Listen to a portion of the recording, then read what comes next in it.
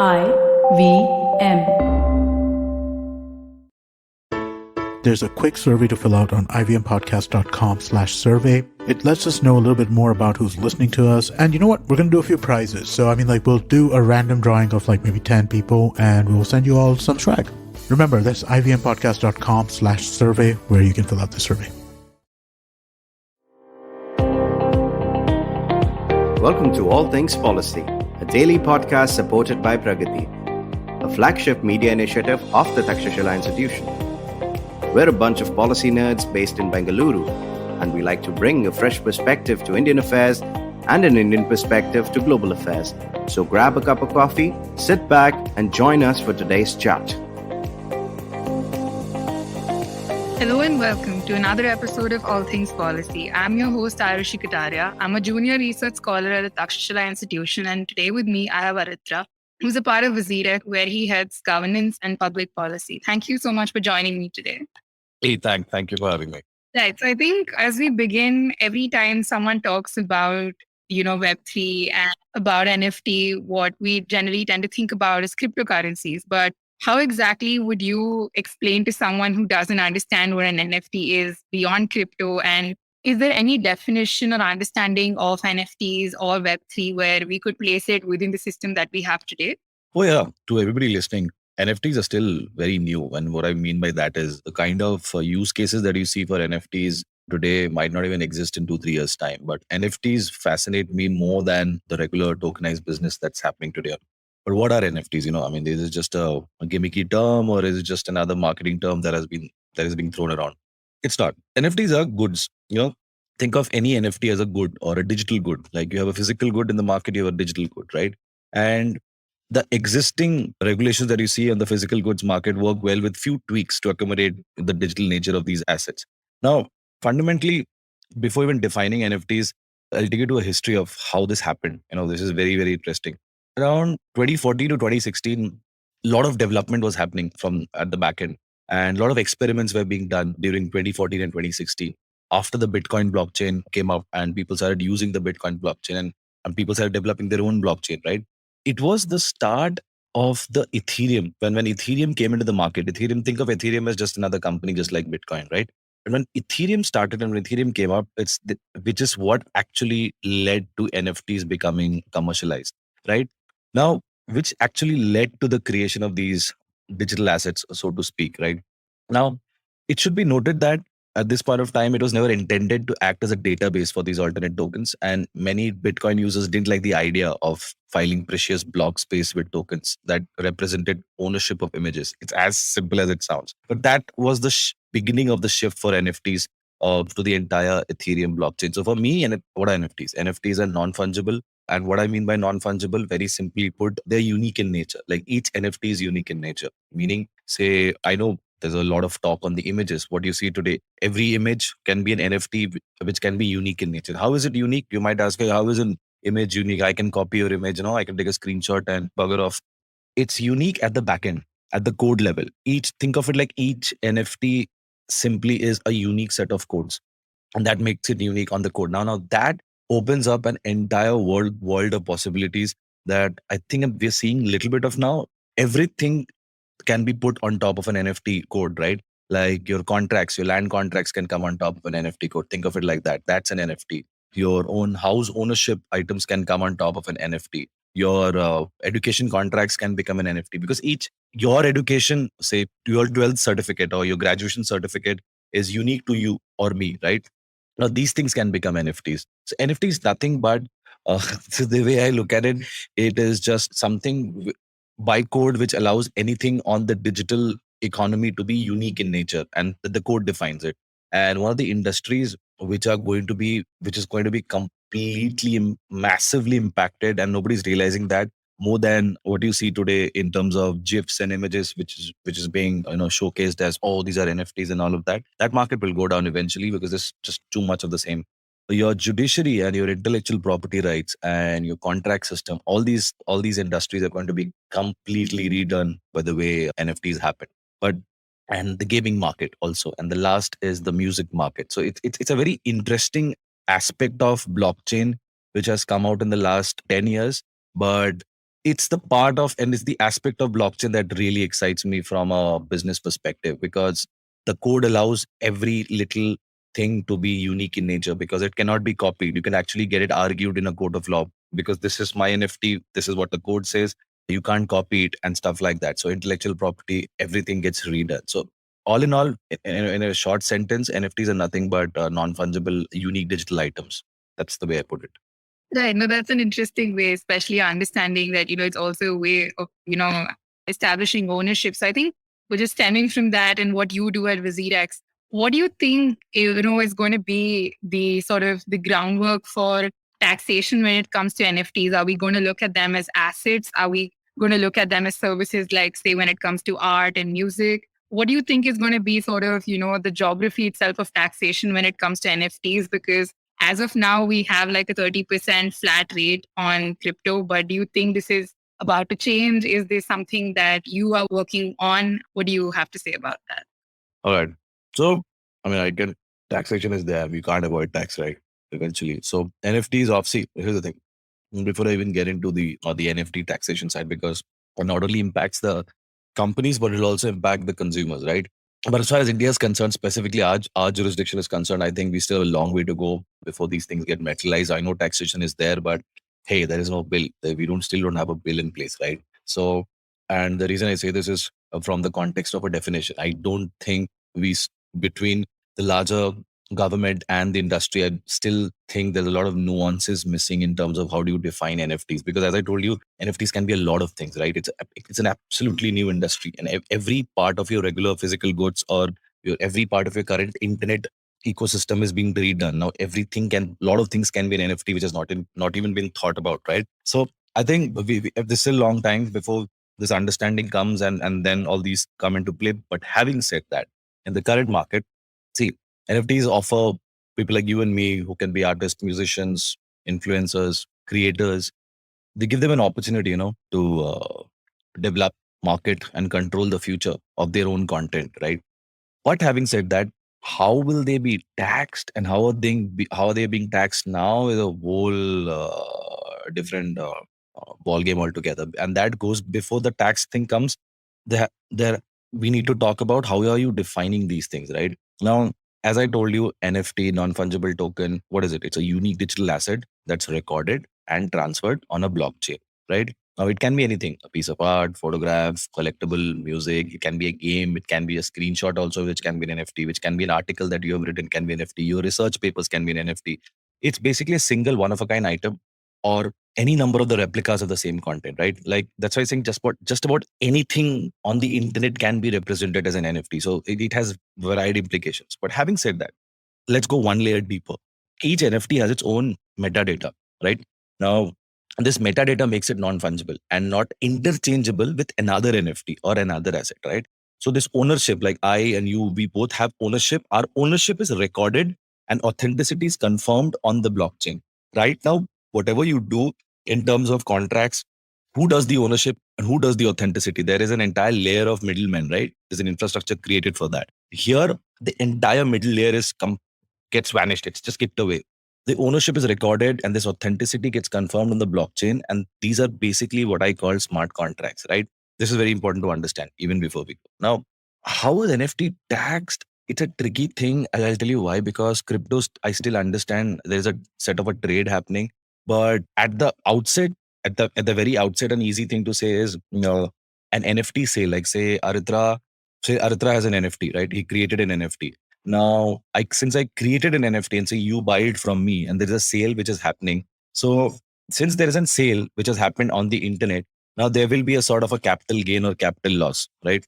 Which has to be there. Turns on whether it's whether it's an ordinary or a capital asset in the hands of the creator. Now, first, there are two ways to look at this. An NFT is likely to be an ordinary asset if the creators, like say Aritra's personal efforts, produced it, and the NFT is a patent, an invention, a model, or a design, right? Or what do you call that? A secret formula to process or copyright, right? All those stuff. A second way in which NFT can be treated as an ordinary asset, like if it is a part of, say, the same creator Aritra's stock in trade, kind of a property included in an inventory. So my house contract can be an NFT. That can be a property included in inventory, right? And that contract, I can sell it to, say, you. Now, during this sale, how do you tax it? Like, is it a capital gains tax or how do you tax it? So these are the two things. Now, there's another thing. Like, say a creator realizes gain or loss when selling an NFT for real currency. Say I sell an artwork to you, which is basically a digital artwork to you, and you buy it for whatever, 100 rupees or something like that, right? Now, and then you then sell it to somebody else. So there are three people involved right now, but I still own a part of that NFT, and you are selling it to somebody else, to person C. You are also going to own a part of it, and in that same NFT. So this is called fractional ownership, right? So there is some gain or loss happening over here. Similarly, when you exchange properties, right? Gain or loss, since it is a gain or loss happening, gain or loss is taxable, right? Whether it's India or anywhere. I mean, a gain or loss is taxable when it is realized or sustained, right? Basically, it is the amount by which the value of the cash or property received on the sale of the exchange is more than the amount of the taxpayer's adjusted tax basis. But whenever there is a sale happening, it happens. Now, and another, there are royalties, right? So the copyright and the larger intellectual property ownership rights, which are associated with an NFT, are often retained by the creator. The same example, say Aritra creates an NFT. These rights are retained by Aritra. Even though you are buying it from me, then you are selling it to somebody, then somebody selling it to somebody. So this means there is a copyright ownership of the NFT. So that means there is a license fee involved. And that means, and irrespective of whether any royalties are due to the creator, all of this information will be coded into the NFT's metadata. Okay? As a result, an NFT purchaser does not obtain the copyright or the other intellectual property associated with NFT unless those rights were explicitly transferred to the purchaser as part of the NFT purchase. But I'll stop there because there's only so much we understand about the NFTs right now. I don't think there is a very pretty clear-cut definition of how the NFT market actually functions in India. Although there is a sort of a definition in the larger finance bill, but it only encompasses certain elements of what an NFT can be in the current market and the current market or the products that I think most folks have seen. But by the end of this year or even earlier, there are so many companies that I know of personally are redoing digital goods on NFTs. So there are companies who are doing. Look at the example. Okay, for example, look at the Maharashtra government. They put COVID certificates on blockchain. Technically speaking, each COVID certificate is unique. So why can't each COVID certificate become an NFT? I mean, and then you probably want to even sell some of those items, right? Not the COVID certificate, or stuff like that. So I think we're still a long way to go. If you're at ground, we are probably at level 0 or day 0 or day 1 in terms of, we just understand the sale and purchase part of it. That's where the taxation is coming in terms of capital gains tax and all of that.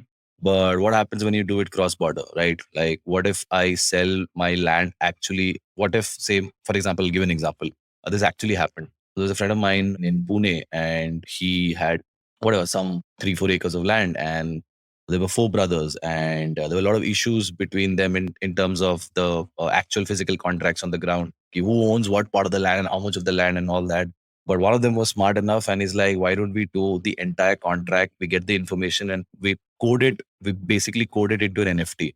And they created a fractional ownership of the same land between the 4 brothers, right? So stuff like that is there. It's evident right now. But how is that getting taxed? It is still not clear. There still has to be further discussion within the government and the industry. And before the actual bill comes, I don't know how to even put it. So this is how it stays right now. Right. So I think it was quite interesting that you mentioned, like how people made that fractional land ownership contact. And while you do mention that India is still in its nascent stages, there are countries that are progressing really quickly when it comes to creating NFT lobbies. Just recently, a country recognized the first official NFT lobby, and the role that these lobbies can now play in, the actual policy making is going to be immense. So according to you, is there any country that has probably started taking maybe slightly larger strides in India in trying to create a more amenable environment when it comes to NFTs and cryptos? And is there anything that India can learn from such countries? So there are a few countries. I mean, India is also doing a lot. You got to understand that crypto and blockchain NFT, this is just one of the areas of discussion within the government, right? I mean, there are larger issues at play. There are also other topics other areas of interest that the government was giving more importance to, right? Now, having said that, very simply put, I mean, anybody can tell you this honestly, but look at what's happening in Abu Dhabi. These folks are giving licenses to exchanges. These folks have actually, look at Dubai, the entire force over there, they've actually gone out and And the government, by the way, this is all the government's doing. They've gone out and created a bill, which eventually I think is going to become a law over there. It's a crypto asset bill, which includes all of these items, whether it's items on the whatever you call it, metaverse and all of that, whether it's larger NFT economy or the larger crypto tokens economy. Then there are procedures in place, right? Procedures in place for you to register your business if you are a token related business, or if you're a crypto mutual fund crypto kind of a business, or you're an exchange, or you're a decentralized exchange, and stuff like that. But what I'm trying to tell you is Dubai is, honestly, Abu Dhabi government is doing really good in terms of understanding the market, and they've understood it smartly. This is my version of what they think they've done, but I think they've been smart enough to understand the next 30 for at least the next 30 years of internet economy jobs will happen through this new technology. Whatever versions of the technology will remain in the next 10 years, that nobody can say, but they have taken good steps of simplifying the process for companies to come there, register. If you're an NFT company or an exchange, you don't have to fear. I can give you a license and stuff like that. And what simple things like that do. That's why I keep saying, we complicate a lot of things in policy making. We write some massive research papers. We do a lot of hard work in doing a lot of roundtables and stuff like that. But here's the thing, man. At the end of the day, for a business, for a new economy led business, they just need simple things, man. They just need clarifications. They need simple things like, how do I even register the business? What is my tax model going to be? Is this and just an open door of, I'm doing something new. See, every 2 years you'll see something new happen in technology. You can't stop. That's how literally how technology works, man. So what do? And I hate this. That's why I'm saying they have done well. And the other country which has really done well is Singapore. Singapore has a sandbox mechanism. It's like, the way I look at it, very simply put, like a checkbox mechanism. You go, you fill up all the checkboxes, you're happy, go register your company over there, right? Although they're still being a little strict with the exchange part of the business in Singapore, but they've been very open. And today, if you ask me, it's been 2 years for me in the larger Web3 industry in India that I worked. I have not met a single company, whether it's an exchange who's in India, whether it's a foreign exchange who wants to launch in India, or actually, that's a bad example, whether an Indian exchange, whether it's a larger Web3 or blockchain based product company or a startup company, everybody has gone and registered outside. Why? Why is that? And these are 18, 19-year-old young, path-breaking, idea-led founders. They're going outside, man. Why? Why? There's a massive movement, which is a politely put, it is a brain drain happening. Again, we're seeing another set of brain drain happening, right? And they're all going to Dubai, Abu Dhabi, they're all going to Singapore. I know of companies in Delhi. There is a company in Delhi who's created a video conferencing product on blockchain. He registered out of, where did he register? He registered his company out of Delaware, which reminds me, Delaware. Beyond Delaware, there's a state over there called Wyoming, if I'm pronouncing it correctly. The state of Wyoming actually has laws on DAOs, decentralized autonomous organizations. That is another fascinating aspect of what cryptos are. So we got to be smart about it, because I'll tell you why. And since you are, these are the countries that most of these companies are actually going in, and what they've done simple things, man. They've got a regulator in place. Dubai today has a regulator in place. Like, hey, I am the regulator for this crypto industry. India still doesn't have a regulator in place. The government still doesn't know who's going to be the regulator. Whether it's going to be RBI regulating the entire industry, whether it's going to be SEBI, or whether it's going to be somebody else. Nobody knows. Or whether it's going to be a joint industry and stuff like that. A joint body or stuff like that. So it is, see, tech and these, any business that you build on the internet, it scales very fast. It scales very, very fast in terms of customer growth, in terms of the capital or the wealth you're creating for yourself and for your employees and for the company. This happens very, very fast. And there's no dearth of capital today, right? I'll give you another example. A company like Polygon, they were an Indian company. Technically, they started here, but they all moved outside. What is that? And 2-3 months ago, there was a big news of, this particular protocol is layer one, layer two companies. Think of it like operating systems in the crypto world. They got funded, whatever, $400-500 million, and everybody's like, wow, an Indian company got funded. No, that's not true. The company sits outside. The money is going there. The money is not coming into our country. It's not going to any of our government exchequer. So I find it sad when that happens, and which is also led to jobs going outside, which is also led, today you ask any crypto company or any young guy or whatever, age irrespective of age, anybody who's trying to build a company in India, he or she doesn't want to launch a token. And to launching a token, the token or the coin part is very important for a blockchain based company. That's how the game works. the tokenomics part. I mean, you can't have blockchain separate from token. That's the entire model of tokenomics and how this architecture has been built. Otherwise, it falls apart. There is an economic incentive to why you're building certain things on blockchain, and then why communities come and build it along with you. So the companies are being built a little differently in the crypto market, and most of these folks are uncomfortable today. I don't know what's going to happen in India. That's why they're moving out.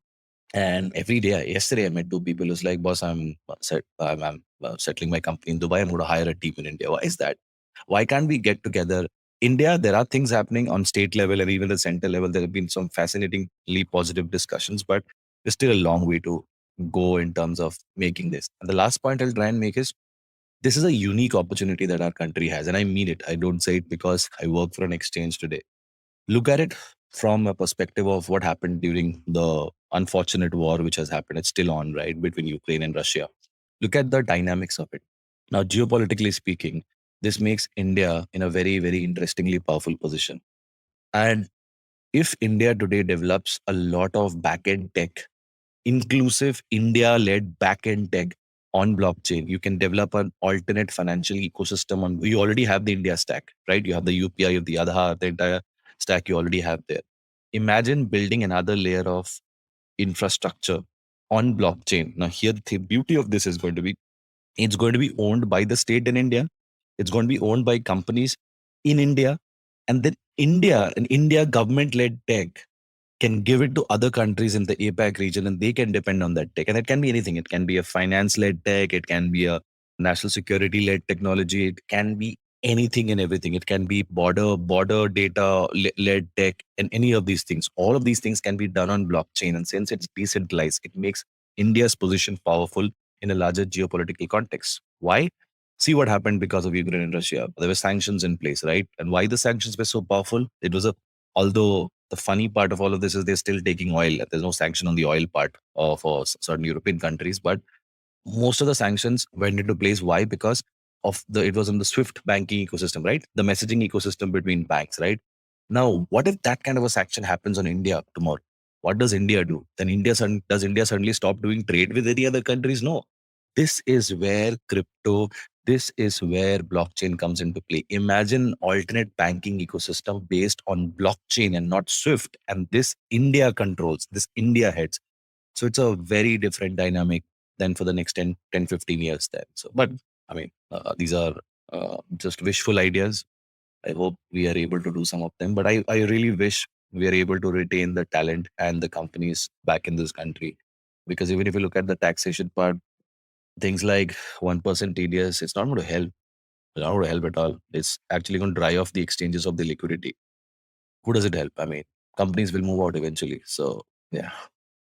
Right. So I think just sort of wrapping up the conversation, you mentioned what would be, say, important geopolitical, in the international context, what could be, important for India to consider about, actually embracing NFTs, creating its own system for these transactions. Do you think there are going to be any domestic political implications of moving towards a more accepting environment towards NFTs? Do you think it'll probably change campaign financing? Do you think it'll probably even change generally how policies are being made? What do you think could be domestic implications politically of such a move? A lot of moves. I mean, if specifically speaking from an NFT perspective or even the token perspective, one of the clear cut implications that I see out in the market, if the larger government wants to do this and the larger industry, somebody from the industry wants to do this, is the elections. The Indian elections are they're just a fascinating thing that happens. Whatever state level elections or larger nation based elections that happens, they're fascinating from the point of view of how it is organized. You imagine the length and breadth of the country, the number of people who are in the country, and the entire election campaigns. Not from the party side, from the election commission which conducts it. I think it's a mammoth exercise what they do, and those guys should be, hats off to what they do because it's at a granular level what they do. There are some villages which there are some places in India where still even vehicles can't go, and the election commission folks still go there and get the elections done. Right?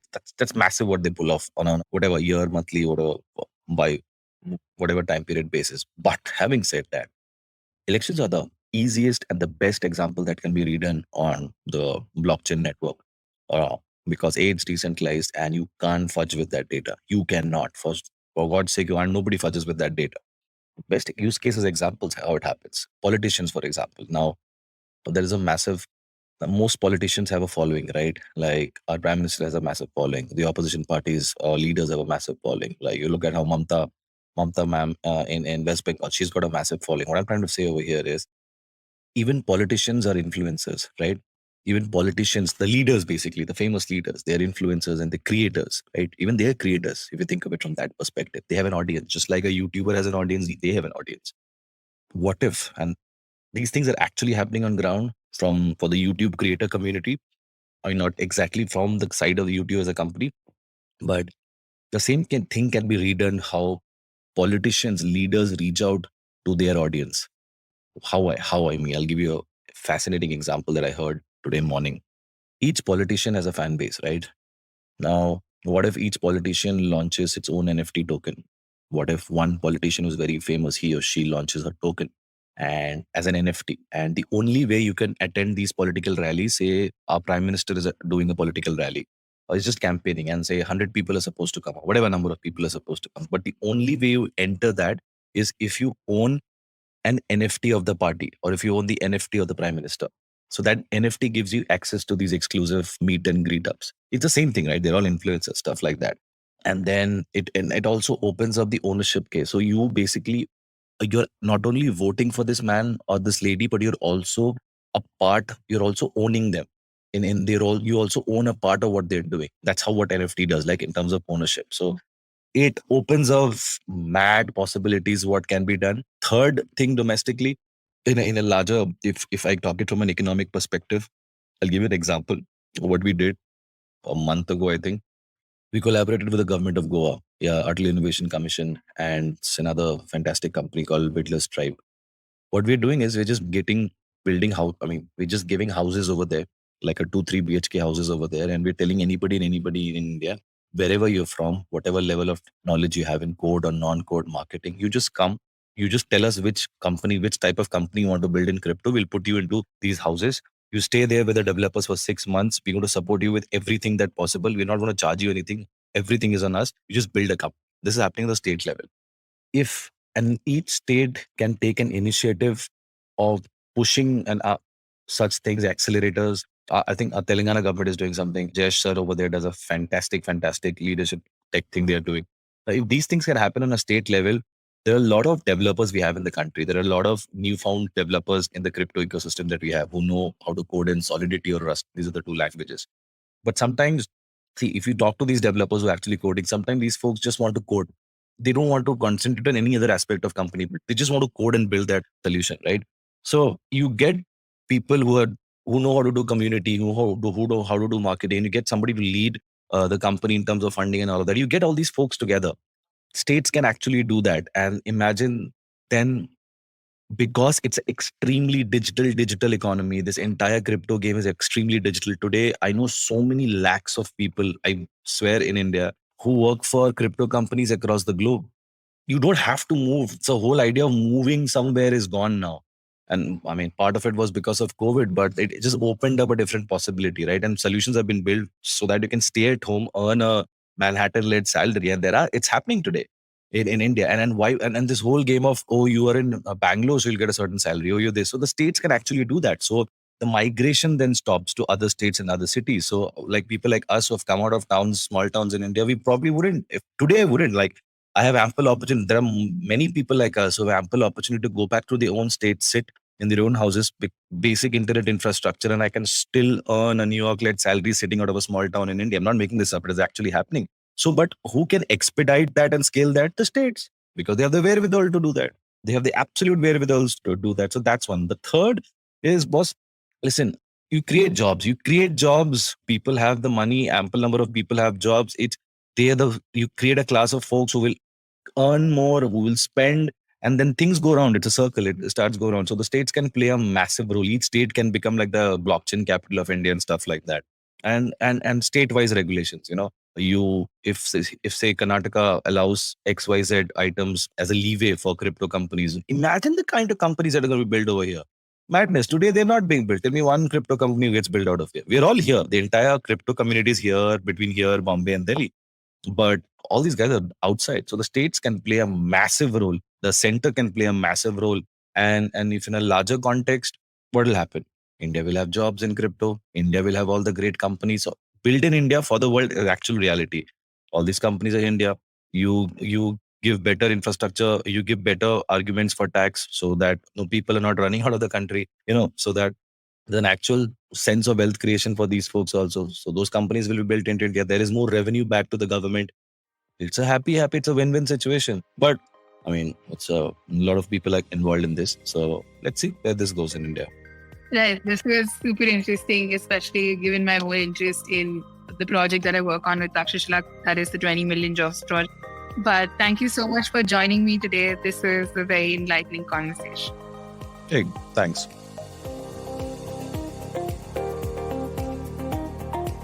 If you liked our show, don't forget to check out other interesting podcasts on the IVM network. You can tune into them on the IVM Podcast app, ivmpodcast.com, or wherever you listen to your podcasts. You can also follow IVM on social media. The handle is @IVM Podcasts on Twitter, Facebook, and Instagram. And hey, if you'd like to dive into Takshashila's research on technology, strategy, and economic affairs, check us out at our Twitter handle @TakshashilaINST or our website takshashila.org.in.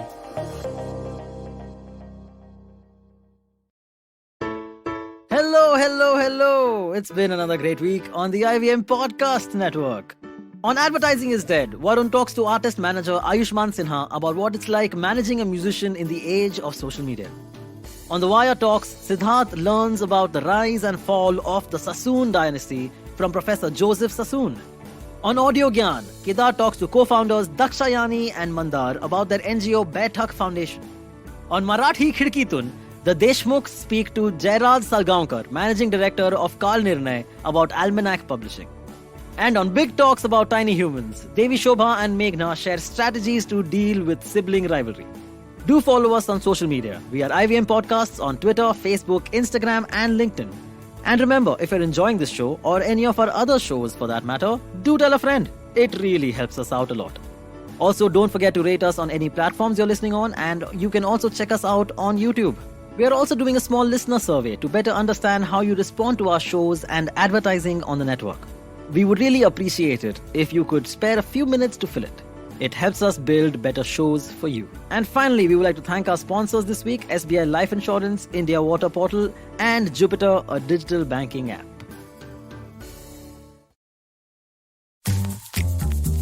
You're the people pleaser, right? Oh, yes. Or then desperately seeking the one? Oh, wait, you're the one who doesn't think they're ever good enough. Oh. So much drama. And for what? Is it doing you any good? Listen to me. I'm Chetna, your favorite positive action coach. Yes, I'm the one who has been dropping all those truth bombs on every episode. Oh, no. And it's time you learn to say no to drama. That's also what my podcast is called. And a new episode is out every Monday and Wednesday on the IVM Podcast app, website, as well as all major podcasting platforms.